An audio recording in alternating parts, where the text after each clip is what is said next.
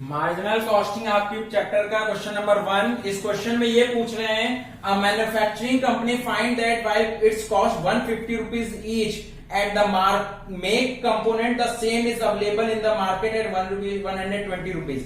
कह रहे हैं अगर वो प्रोडक्ट को बना रहे हैं, मैन्युफैक्चर कर रहे हैं तो 150 रुपए का पड़ रहा है, लेकिन अगर उसी प्रोडक्ट को मार्केट से खरीद रहे हैं तो 120 रुपए में पड़ रहा है। बनाने में, मैन्युफैक्चर करने में 150 रुपीज, लेकिन मार्केट से खरीदने में 120 रुपीज का है।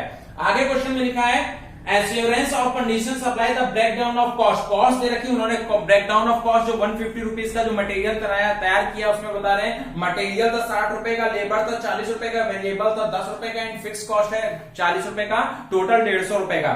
आपसे पूछ रहे हैं कि बताइए कि कंपनी मार्केट से खरीदे कि मैन्युफैक्चर करे। तो आप देखिए कैलकुलेशन ऑफ मार्जिनल कॉस्ट, कभी भी याद रखिएगा मार्जिनल कॉस्ट कैलकुलेट की जाती है उसमें फिक्स कॉस्ट से लेना देना नहीं होता है। वैसे मैंने नीचे लिखा भी है the assumption is that the company will have to share fix cost even if it purchase the part from the market. जब purchase from the part of the market, market से खरीदने वाला प्रोडक्ट होता है या कुछ भी होता है, या कभी भी मार्जिनल कॉस्ट कैलकुलेट करिएगा तो फिक्स कॉस्ट से लेना देना नहीं होता, फिक्स कॉस्ट को अलग रख के करते हैं।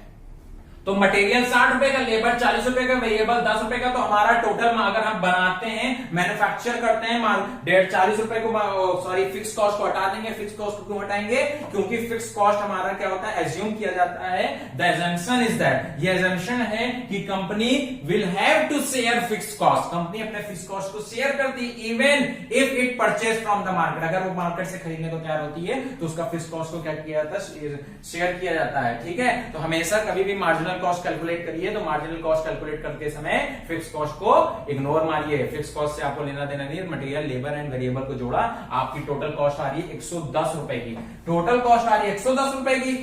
As the market price is 120 rupees is higher than the marginal cost. Marginal cost अभी मैंने आपको थ्योरी बताया, मार्जिनल कॉस्ट क्या होता है, हर एक एक्स्ट्रा प्रोडक्ट को बनाने में लगने वाला पैसा। तो आप चाहे एक प्रोडक्ट बनाइए, चाहे दो प्रोडक्ट बनाइए, चाहे 4 प्रोडक्ट बनाइए, उस पर फिक्स कॉस्ट तो कांस्टेंट होती है ना। अभी आपको मैंने थ्योरी बताई है। तो जब फिक्स कॉस्ट पे कोई फर्क ही नहीं पड़ रहा है तो फिक्स कॉस्ट क्यों निकालोगे मार्जिनल कॉस्ट निकालते समय? इसलिए मार्जिनल कॉस्ट को कभी भी कैलकुलेट करेंगे तो फिक्स कॉस्ट से लेना देना नहीं, क्योंकि फिक्स कॉस्ट क्या होती है, कांस्टेंट होती है। चाहे आप एक प्रोडक्ट बनाइए, चाहे दो प्रोडक्ट बनाइए, चाहे जितने बनाइए, वो फिक्स रहेगी। इसलिए फिक्स कॉस्ट से कोई लेना देना नहीं है।